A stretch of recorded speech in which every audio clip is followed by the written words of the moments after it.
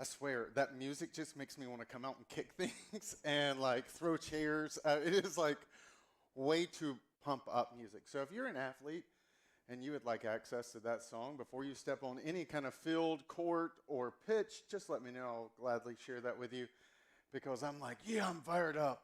Yeah, I should, don't even know what I'm doing. I should kick something. Okay, so thank you for being here today. My name is Chris. I am crazy. And today we are going to continue a series that we kicked off last week called No Offense. And this idea that we live in a culture, this whole series really is about this simple tension that I think we all can feel to some degree in varying degrees of our life, that we live in what appears to be an age of outrage. And so how do we step out of the rage that so kind of defines the age we live in? And over the course of 3 weeks, that's what we want to look at, is how do we navigate this age of outrage that marks our social media feeds, that marks the news feeds that come across our televisions, and that potentially the undercurrent that's present in many conversations where there are certain words and certain topics you just don't want to talk about because you just don't know where people stand.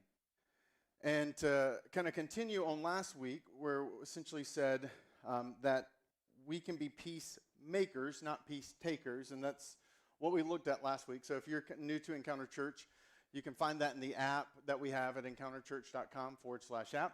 We have all our previous messages present there to kind of catch up. But each one of these messages are built independent. So if you didn't listen to last week, you're not going to miss anything this week. But I want to continue this conversation and give us the tools and the knowledge base to be able to navigate this age of outrage where we aren't always sure what to do, what to say, or how to respond. So to take you on the journey for today, I want to start by having a moment of really high-class art admiration. So this June of this past year, a famous artist kind of made global headlines by selling a piece of art that ultimately ended up going for about $18,000 in an auction. Now I'm really excited because I was able to pull some strings and I was actually able to get this artwork for us this morning. I don't know if you noticed it when you came in. It's pretty large and obtrusive. If you didn't notice it, I don't really know how you didn't not notice it. It was about a 5 foot by 5 foot statue. It was really large. It was right in the center of the lobby when you walked in. But just in case you missed it, I have a picture of it here on the screen. Because this statue went for $18,000 this summer in Italy. This artist has actually sold a few of these statues, and what he likes to describe them as is large boxes of energy. You can see it, right? There it is, right here. It's clear as day. It's a large box of energy. And this made global headlines. This small little art gallery with this Italian artist made headlines all around the nation because someone paid $18,000 for that. Now, here's the good news. I don't just have that artwork out there. I've actually been dabbling in my own sculpturing, and I've created my own sculpture that has been on the stage the entire time, and I'm selling it today for half of the price of what this guy sold his. Mine looks better, it's twice as big, and I will bring it to your house and install it for free for $9,000. So feel free to talk to me after if we want to set up some type of auction. Right? This is a real story. I'm not making this up. This is not The Onion. This is not satire. Someone wrote a check for $18,000 and bought an invisible statue. And in some ways, I think this is an extreme metaphor for the culture we currently live in. That's insanity. Okay? And I would love to speak to the person who paid $18,000 for that, because I have some really good places for them to invest their money that's going to bring some actual returns. I mean, imagine he wakes up one day and he decides it's been stolen. Like, how do you even report that to the police? I need to report a robbery. My statue was stolen, the one I paid $18,000 for. Like, this is ridiculous. If you're an insurance agent, how do you even cover that? Well, sir, it's clearly still right here. No one took it from you, right? I mean, like, this is ridiculous. But this is a metaphor in so many ways, not just because this is ridiculous, but because the fact that you and I now know about this moment. 50 years ago, an Italian artist selling anything on the other side of the world would not have been something that you and I would have instantly had an even ability to know about. You see, we live in an unprecedented time in human history. There has never been a point in human history where humans had more access to information than we currently have now. When I prepare a message, I recognize that at any point in time, you are Googling and fact-checking me. I recognize at any given point in time, if I have a question, I don't have to go to a library and learn how to use the card catalog and figure out who an expert is, and then pull the actual book, read the actual book, then formulate an opinion. I can Google any of life's questions and instantly have all the answers and advertisements right in front of me. I mean, if you're parenting in this generation and you grew up in the previous one, you see this regularly. I never knew what my friends were doing. I never lived with FOMO because I just didn't know what they were doing. But this generation, even as it just came out this week, right? Well, Washington Post was publishing some internal documents that Facebook had been doing in the research where they recognized that their own products lead to kind of disintegrating mental illness within certain populations. Why? Because you and I never had access to that information. And in some ways, this is a hard message for me to speak, and I almost wanted to give you the disclaimer, this will probably be the worst message you ever hear, because this thing is so near and dear to my heart. Because I recognize, as a parent, I'm looking at my 9-year-old, and I'm like, how in the world do I prepare her for this world? I mean, when my mom, went to bed at night, she didn't have to worry about what could come into my room. They had to break open a window and crawl through. There were so many barriers to getting into my bedroom, but I lay awake at night and realize if my daughter has any kind of electronic device, I don't control what comes into her room anymore. So this is deeply personal to me because I've been wrestling with this internal tension for a long time. It's actually one of the things that guides my parenting style. It's one of the reasons that every single night, my daughter may not know a lot of different things, but she knows the book of Proverbs. Because I've become absolutely convinced that there is a solution and an answer and an antidote to living in the information age. And while it is not directly relevant to how do we live a life of no offense, it is the operating system that has to be present if we're going to operate in this world. Because the answer is not this. As great as this would be, to just, we could all commit to wearing a cone and not looking down at our phone. Because in some ways, if historians ever look back on this moment, the greatest invention and the greatest demise of human history might be the smartphone simultaneously. That the internet didn't just accelerate the best of humanity, it accelerated the worst too. It made an ability for us to gather around good things. It's given us the ability through this pandemic for people to be a part of the church, even as they're not part of this physical gathering right now. But it's also allowed kind of factions and fractions of people to come together around horrible and hateful ideas. It's allowed, in the old days, if you wanted to be a dictator or a tyrant or a fascist, you actually had to get people in a room together and kind of slowly warm them up.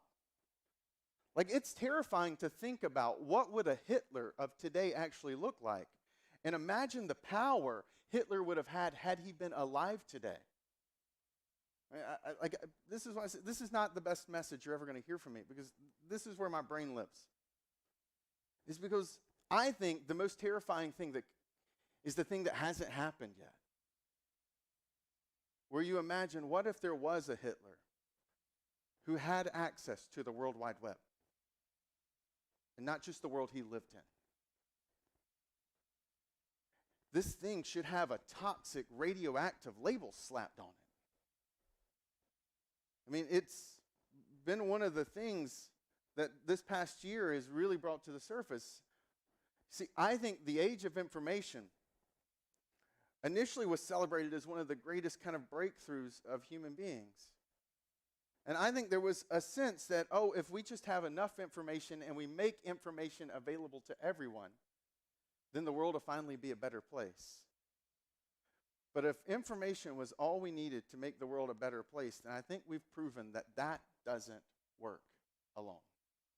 Information by itself, in the hands of everyone, doesn't change the life for the better of anyone. When we actually sit back and we say, well, what has it produced in our own lives as we're this guinea pig of this new generation who has access? I'm not knocking information. I love it. My wife will tell you, if we watch something, I'm over there as I'm watching, looking up, Googling. I'm like, did you know that this actor was in this movie? Or did you know that this moment and this part of history was actually real, but it didn't say this? They actually said this. I'm a horrible person to watch anything with. Because I'm just like, oh, this is so fascinating. I just have ideas all the time popping in my head that I'm curious about. And I'm like, oh, da-da-da. I love that I get to live here. But I'm afraid that if I'm not careful, that in my own household, I could be giving my kids away to something that could end up taking their life away. So, what do? Can't do this, though this would be awesome. So how do we kind of navigate? What's the antidote? I think there is one. It's not an easy one. It's more than a message, but it's conceptually what guides how I even parent in this moment. Because here's what I know. While it's unprecedented in human history for all of us to live in this age of information whose current typically takes us further away from each other into darker and deeper waters if we're not careful, there isn't completely unprecedentedness in this thing. See, for the average human, it's completely unprecedented. But there was a small group of people throughout human history who had to navigate living in their own age of information and the overload it created. They were called kings and queens. You see, if you just go back 200 years ago, you and I, it is possible if you have a 6-year-old, your 6 or 7-year-old has more fundamental working knowledge of the world than a grown-up in the 17 or 1600s. If your kid knows what a virus is, that was not common knowledge 200 years ago. It was not even a fact. It was barely 100 years old that we even knew viruses existed. And so I want to take you to a passage today written by a king to a future king, because those people in those time periods throughout human history were the only ones who had to live with information overload, because they had to make judgments, they had to understand, they had to make snap decisions, they had the weight of the world in front of them, no matter how big or small that world actually was. And we have the privilege, because we get to read the Bible, that we have the words of the wisest king who had ever lived, giving intentional advice to the future king of the nation, which I think is better than what Google can give you. Because in an age of information, the most important thing now is wisdom. And wisdom is something you can't Google. But fortunately for us, God gave us wisdom long before we ever stepped in to the age of information. And we call that book the Book of Proverbs, which was a parenting book, all designed to prepare his children for the wisdom that they would need to lead in their world. And so I want to take you to a passage today where Solomon, who's one of the wisest men who've ever lived, is intentionally talking to his son and daughters about how to navigate decision making, how to navigate the information age. And he says these words. He says, in a lawsuit, the first to speak seems right until someone comes forward and cross-examines. This is a portion from Proverbs 18, verse 17. So he's giving his son and his daughters this piece of wisdom, this very important piece of wisdom, that on the surface, we read it and we don't see how profound or helpful it actually is, because we're inundated with information. And so to help you understand and appreciate, I want to give you a pop test, right? Because you haven't had one in a while, and your kids, they judge you because of it. So, question 1. A bat and a ball cost $1.10 in total. The bat costs $1 more than the ball. How much does the ball cost? Do not cheat. Do not look at someone else's answers, and do not ask your child. All right? Number 2. If it takes 5 machines 5 minutes to make 5 widgets, how long would it take 100 machines to make 100 widgets? And 3, in a lake, there's a patch of lily pads every day. The patch doubles in size. If it takes 48 days for the patch to cover the entire lake, how long would it take for the patch to cover half of the lake? All right, you got it? Now, some of you are smiling because you know what this is, and you got all 3 of those answers right, and you feel you got a lot of confidence right now, okay? For the rest of us, I'm about to show you the answers, and you're not going to feel very confident. So the question 1, the answer is $1.05. Not $1.10. It's a trick, right? If you think through it, $1.05 is actually right. Some of you wanted to argue with me when you first saw $1.05 because you're like, no, it's $1.10. Then you're like, no, hold up. Then it'd be $1.20. JK. Okay, $1.05. 5 minutes is how long it would take. And question 3, 47 days. Now, most likely, statistically speaking, no one in this room got them all right unless you saw it. There's like a 99% chance that all of us missed all 3 of them if this is the first time you saw it. Some of the sharpest minds in America score the average about 1.35 answers right on this test when they take it. This is called a CRT. The purpose of this test was really to expose something about the human mind that Solomon is doing in this passage, which is our tendency to snap judgments, our tendency to quick decision making, oftentimes is detrimental, not helpful. And if you're living in an information age, like the king was in that time, when he's constantly having to assess information and make a decision, now we're all kings and queens in some way, living in a world of the information overload we're in, that our tendency that we often forget is what that test exposes and what Solomon said to his children almost 3,000 years ago when he says, you know what? I want you to be wise because the first time you hear a case, the first person who speaks will seem to be right. And actually, Solomon doesn't write this in English. That's a fairly new language. He's writing it in the language of his day, which is Hebrew. And this actually doesn't capture the weightiness of the words that Solomon is saying to his children. What he's actually saying isn't the first to speak seems right. It's actually heavier than that. He's emphatic. He says the first one, right. Like done. Decision made. Clear. Righteous. That's the decision you should do. He removes all the ambiguity that's present in this English sentence. He makes the point that the first person who speaks, you're going to be convinced they're right. And that this is a really intentional thing that Solomon's trying to impart to his children, the same thing that you felt for a moment when you took that CRT test, which is the feeling that you might be wrong. We, as adults, somewhere along the line, started to believe that being wrong made us wrong. That you could be wrong about a decision, and we turned that into a label about who we are. And we avoid wrong. But think about when you were a child, being wrong was how you made it through the world, right? You learned so much by being, oh, that's wrong. Oh, shouldn't do that. Oh, that shouldn't. Okay, I won't touch the hot stove anymore. Like, wrong was a teaching tool that helped us. You recognized you could be wrong. I mean, the whole process of walking is through falling and getting back up. But somewhere along the line, from kid to adult, we started to have an allergy to admitting we're wrong. Right? Here's another test. You don't have to say this one out loud, and if you have a spouse sitting beside you, I'm sorry. They'll be honest with you. When's the last time you admitted you were wrong? When's the last time you said the phrase, I was wrong? Maybe you did it just recently. Great. But you and I, something inside of us doesn't hesitate to say, I was right about that.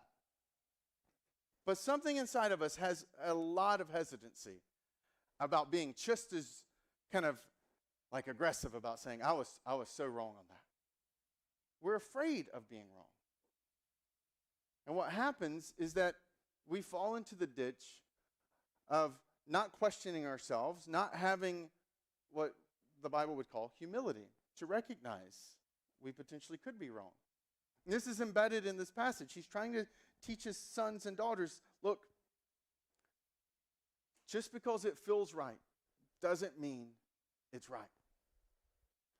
And you have to have enough humility to understand you might be wrong about the decision that's starting to form so that you can be open to hear another perspective in it. This humility, this awareness that I might be wrong is essential. If you're like, okay, well, I want to be wise, I want to know how to navigate wisdom, the first step is what we see here. What you felt a few minutes ago with that CRT test, that you might be wrong. In fact, just learning how to say that phrase before you say something can save you a lot of hurt in the long run. Like, hey, I might be wrong on this. Here's my thoughts. What do you think? But most of us, somewhere along the line, started to lean more on our confidence about feeling right than our competence about knowing it's right. We confuse it. Right? And I see this play out in my house. I have a 9-year-old who's going on 16 or 39. I'm not sure which age. And one of her phrases recently is, I know, Daddy. Daddy, I know. Daddy, I know that. I'm like, you knew that? You knew quantum mechanics? You already know all about the world? I mean, no, I already know that, Dad. Right? I mean, somewhere in that age group, and I remember where I used to think I knew everything. Psychologists have kind of created a term for that called Dunning-Kruger effect. Right? It's the feeling you have when you watch a football game and you're screaming at the television because he's a moron for what the play he just ran. Why? Because you clearly know what it's like to be on the center of an NFL football field with 60 or 70 or 80,000 people making that much money with that much pressure with all the decades of history and training. You clearly know what that's like. So you obviously know what he should or should not have done. That Dunning-Kruger effect. We feel that sometimes when we sit in the chair in a meeting and our boss makes a decision. Now, sometimes our bosses make dumb decisions. But sometimes our bosses are making good decisions, but we think they're dumb because we're being armchair quarterbacks. We're like, well, if he knew or if she had a clue. And this tendency to be more confident than competent in our ability to make decisions gets us in trouble. And Solomon knows that this will derail their kingship. In fact, Solomon's son will not listen to the advice that's present in this passage. And about 40 years after this sentence is uttered to his young son who takes control of the nation, his son will make a mistake in decision making and the nation will fall into civil war. He wasn't wrong for understanding the weight of this. And his understanding of how to navigate the age of information almost 2,600 years ago is actually a gift to us because it's what we need too. So, first step of fostering wisdom is knowing that you might be wrong and having an ability to recognize that. The other thing is what he says in the second half when he says, until someone comes forward and cross-examines, right? He's telling them, I want you to delay the decision until you dig into the information. The tendency, present in the first part, is for us to react. And what he's actually calling his sons and daughters to is to respond by pursuing truth, not reacting to what they feel is true. Right? This is our default. This is what you and I do every single day of our life. And he's saying you've got to make a decision to make sure you delay the decision you're making until you have more information. So when someone's like, what do you think about this? The tendency for most of us is to have an opinion, a strongly felt opinion, about a weekly researched topic. Right? It's like, if we're being honest, hey, what's your opinion on UFOs? Well, to be honest, I know nothing about UFOs. I've never researched UFOs. I don't even know what all the governments of the world are currently flying as top secret military devices. But you know what? I feel strongly there are clearly aliens on other planets and that they're currently flying around our nation and our globe watching us, right? Like we form these strong opinions when we haven't done research, when we haven't looked into it. Someone that we think says something really compelling or really emotionally moves us, and we repost, we retweet, we share their piece of information, and we didn't for a second fact check it. Didn't for a second say, well, you know what, I should look into that. And what happens is, because everyone's doing it, oftentimes no one has this kind of, you don't have people being like, well, you know, you're a moron. Although we now are in an age where if you put something up, you will have somebody post something on your Facebook telling you you're a moron and posting their kind of version of the argument, and then it devolves into this like, you know, war on your Facebook page. But we could save a lot of heartache and a lot of arguments just by being able to give ourselves permission. I know I might be wrong, so maybe I should look into this to make sure I'm right. So people will sometimes ask me, like, hey, what's your opinion? I'm like, I don't know. Hey, what's your opinion on this bill? I don't know. I haven't read that bill. Have you read that bill? I'm probably sure the people who wrote that bill didn't even read that bill. So, yeah, I don't know. But if I find myself with 3 hours to read some legislative bill, not somebody's opinion about a skimming of a bill that maybe they did, then I'll give you my opinion. Which means that sometimes I'm a really boring person to talk about or talk to in certain parties because I don't have an opinion about the Patriots season because I don't know anything about the quarterback and the receivers and the offense. I don't have that information, so I don't feel like I can talk about it. And it's one of those things that I've come to terms with because this wisdom thing is so important to me in my household. That I don't have permission to talk about things that I don't understand. And by saying, even if you just say that out loud, hey, I haven't researched this, so anything I say is probably dumb. So just want to give you that caveat because you keep asking me, so I'm going to say some stuff, and it's probably all dumb.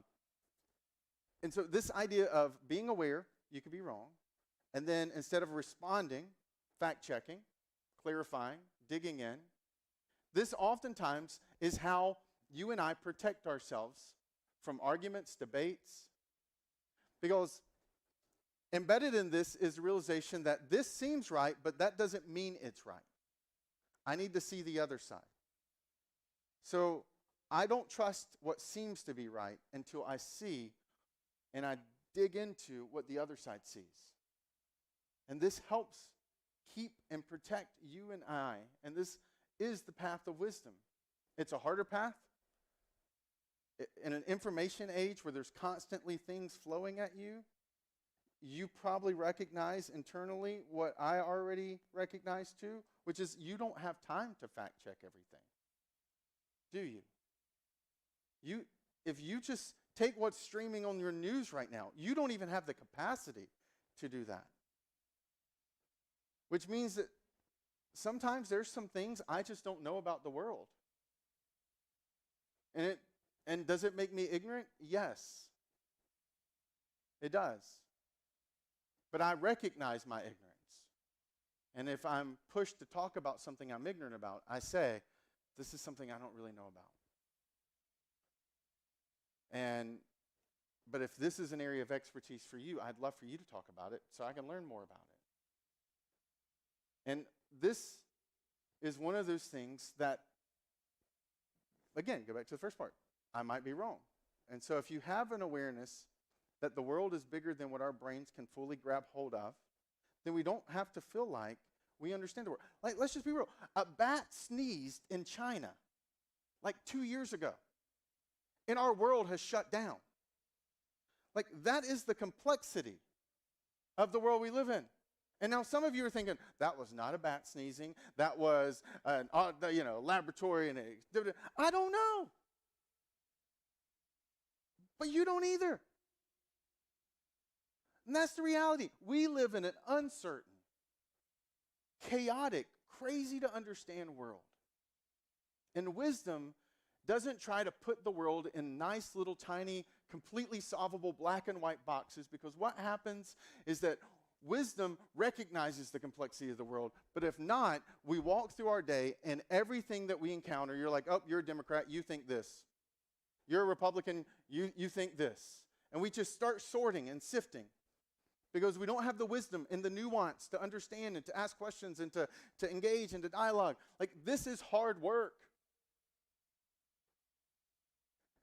And this is something, as a parent, I am constantly obsessing with trying to figure out, how do I teach my daughter and my son how to navigate a world that is so complex, so interconnected, and so overwhelming with information that they don't drown in it, that they somehow are able to swim upstream. That's why I said this message was going to be the worst message I ever spoke, because I can't tell you everything you need to know about wisdom. God literally wrote a book about it called Proverbs. It's why I read it every single day. It's why every single day, when the first prayers that I pray at the beginning of my day, in the middle of my day, at the end of the day, when I'm having a conversation with my wife and I don't know how to respond, when I'm having a conversation with my kids, I don't know how to respond, when I'm having a conversation with somebody at the church, I don't know how to respond, I'm constantly, God, give me wisdom.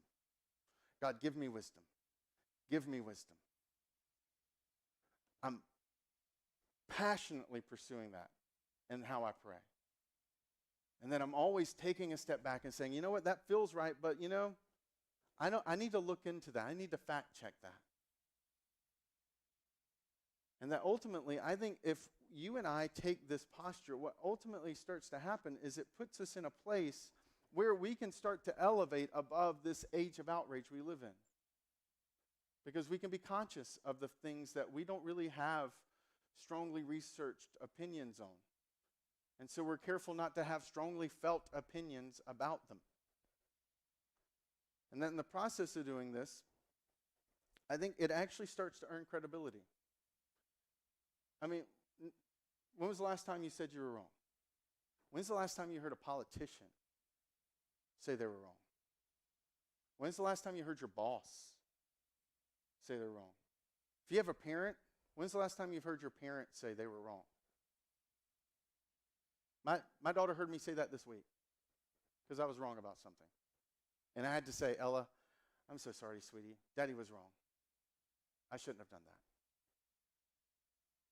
But I think over the long term, where you and I are so afraid it's going to affect our stock and our value, that what it actually does in the grand scheme of the storyline of our life is it actually raises our credibility and it raises people's respect of us. I came across this letter this week.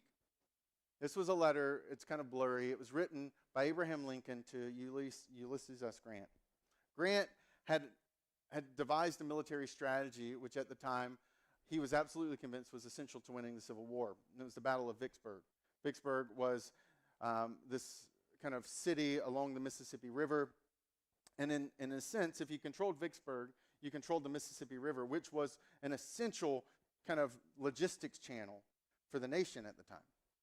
So Grant wanted to push in and take Vicksburg. Well, Lincoln had strong opinions about it. Lincoln said, I never had any faith except the general hope that you knew better than I. Abraham Lincoln is writing this to his general. I never had any faith except the general hope that you knew better than I, that the Yazoo Pass expedition and the like could succeed. When you got below and took Port Gibson, Grand Gulf, and the vicinity, I thought you should go down the river and join General Banks. And when you turned northward, east of the Big Black, I feared it was a mistake. I now wish to make a personal acknowledgement that you were right and I was wrong. That's incredible. Abraham Lincoln wrote a public letter to Grant acknowledging he made a mistake.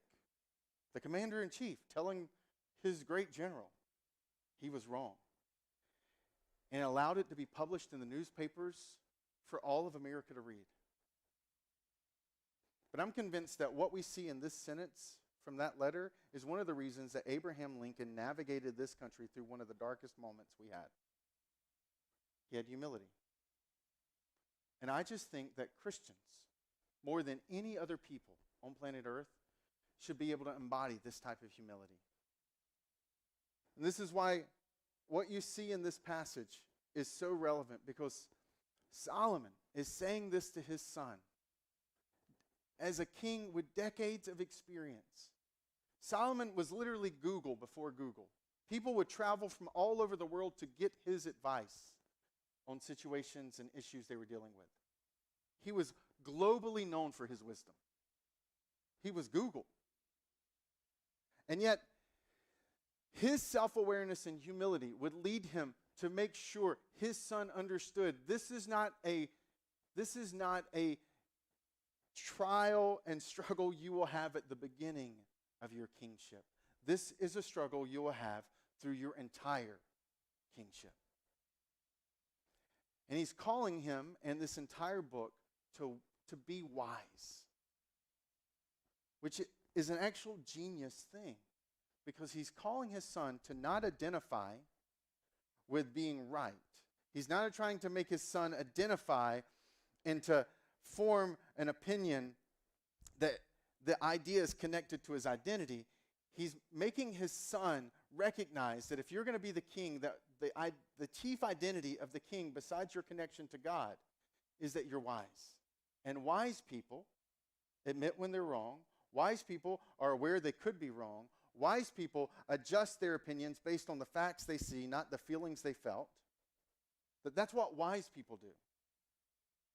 Because Solomon understood something 2,600 plus years before you and I. We live in a day and age where people's ideas have become their identity. Right? So if someone holds a view because they're Republican, so here's my position, and my position is not just a position, it's who I am as a person. I don't know about you, but it's really hard to have an argument around identity. It's easier to have a dialogue around an idea. But our culture has reduced everything to identity and who we are and what we view. I'm a Republican, so of course this is what my opinion is. I'm a Democrat, of course this is what my opinion is. Identity is a ditch that prevents us from being able to move down the road of wisdom unless our identity is tied to something that can get us out of that ditch. And wisdom does. Wisdom gives us an ability to say, I might be wrong. So I'm committed to the pursuit of wisdom, not to my position. And that the reason I think Christians more than anyone else should be able to embody this is that Christians are people. So you're not born a Christian, right? Your family being a Christian doesn't make you a Christian. It's like going to church doesn't make you a Christian any more than going to Fenway makes you a Red Sox player, right? Being a Christian is a choice you make. And to really synthesize all of Christian theology down to some very simple statements, it's a choice you made at the foot of the cross, figuratively, recognizing who Jesus is, what Jesus has done, and what the implications are for you because of that. So if I'm a Christian, it means that I recognize that I have intentionally done things that were wrong.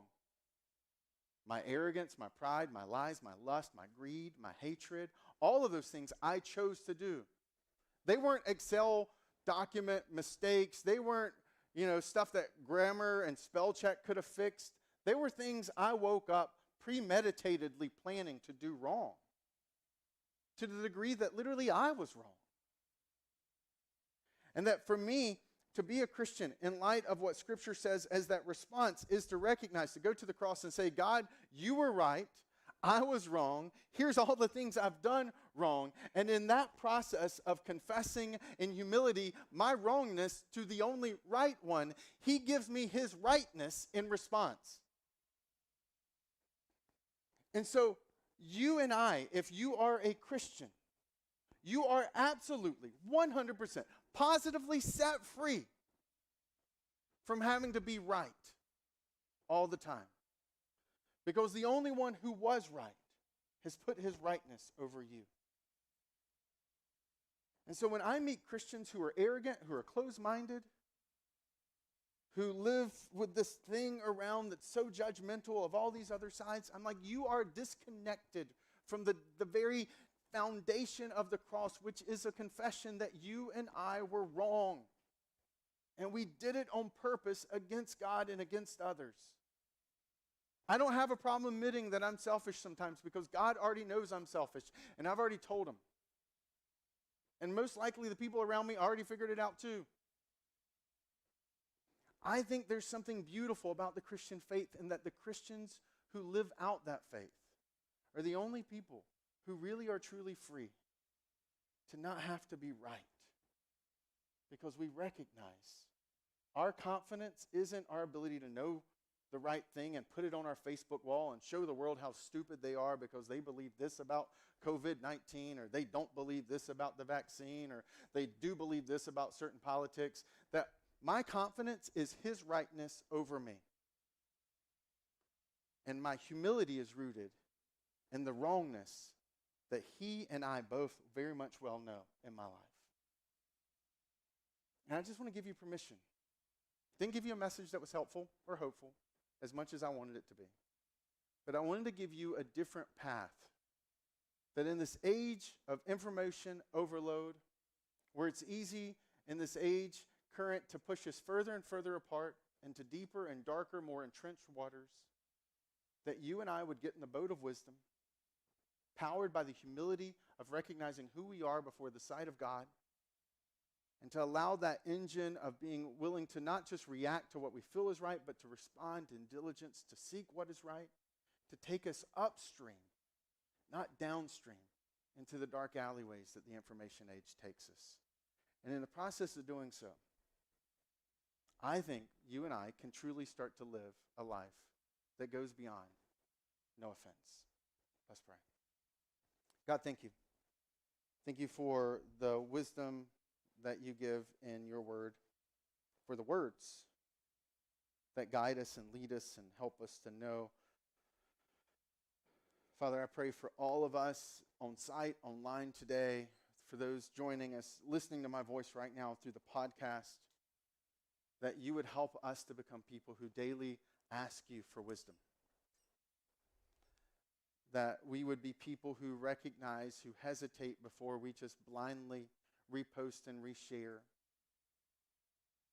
That we would be people who would think deeply. That we would go beyond the surface.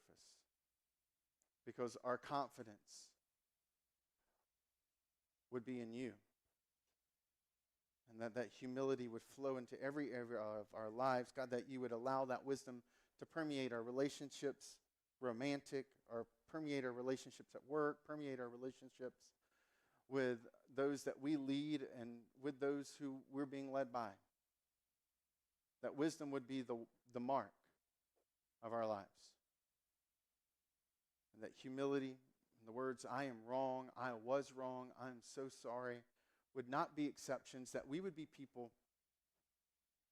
whose lives would be so differently and distinctly lived, that when someone reads a letter from us, that people just are like, oh yeah, that's who they are.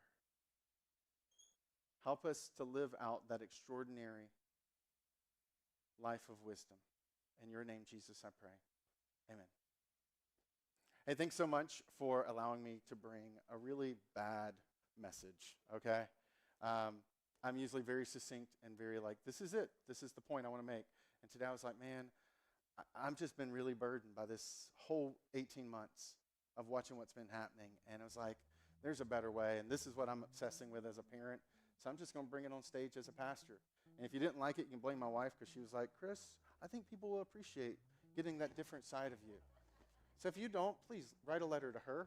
And I can tell her I was right, all right? So that would be awesome. So I have to say I'm wrong all the time. So today we're going to close out with a song. And it's a song that just kind of, I think, puts a bow on what we discussed today. A song and a declaration. One of the things, I'm a child of God. I'm no longer a slave to fear.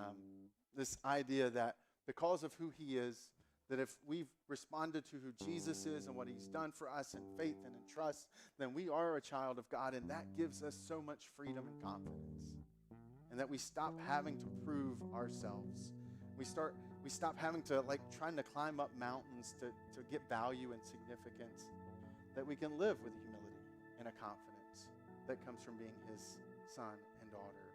And so the band's going to lead us and sing to us, and maybe part of your act of response today is to sing with them, with these songs, that just kind of punctuates. God, I want to be a person who walks in wisdom.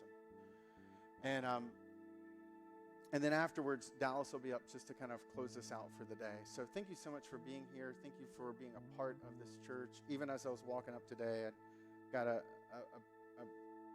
prayer request, and there's just a lot of really hurting people right now. And it's not because of COVID, it's just because life. And because of you, because of people who call this church home, because of your generosity, we get to step into those moments with them and say, hey, we're praying for you, but that literally the church, you pay me to be you with the time you don't have. That I get to sit and weep with people who've lost a loved one.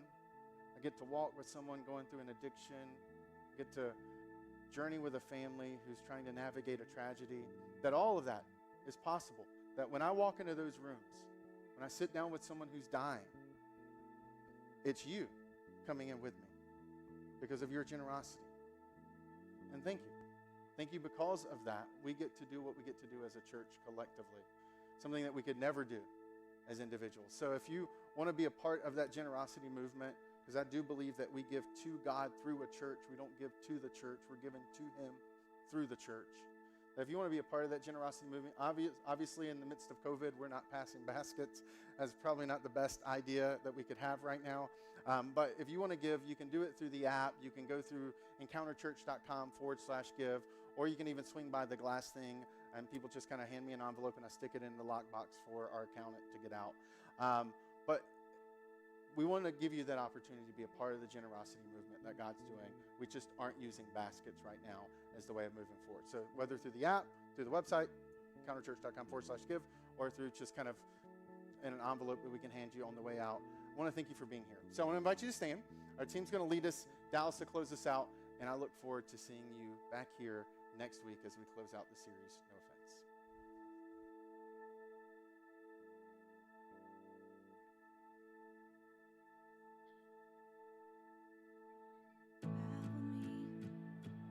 With the melody, you surround me with a song of deliverance from my enemies, till all my fears are gone. I'm no longer a slave to fear. I am a child of God. I'm no longer a slave to fear. I am a child of God.